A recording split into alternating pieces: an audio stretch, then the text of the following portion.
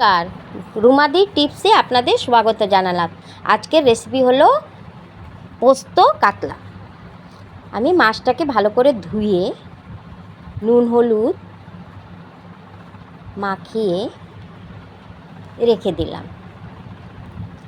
তারপরে আমি একটা কড়াইতে কিছুটা তেল গরম করে তার মধ্যে কালো জিরে ছেড়ে দিলাম। দিয়ে কালো জিরেটাকে একটু ফুটতে দিলাম, ফুটবে। তারপরে মাছটা ছেড়ে দিলাম। দেওয়ার পরে মাছটাকে আমি রেখে একটা উষ্ণ গরম জল নিয়ে তার মধ্যে হলুদ, 1 চামচ সর্ষের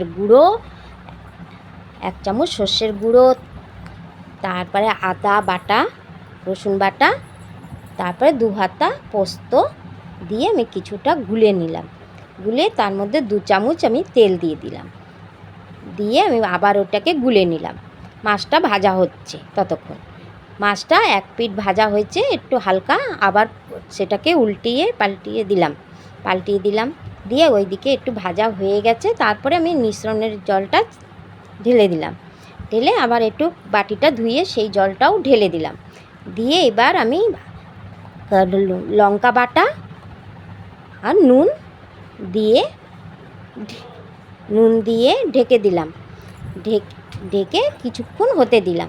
এবার মাছটা হয়ে এসছে। নামানোর আগে আমি একটু তেল ছড়িয়ে দিলাম, সামান্য একটু তেল ছড়িয়ে কিছুক্ষণ আবার একটু ফুটিয়ে নিলাম। তারপরে মাছটাকে নামিয়ে গার্নিশ করে এই রেসিপিটা আপনারাও তৈরি করে দেখবেন, নিশ্চয়ই আপনাদের ভালো লাগবে।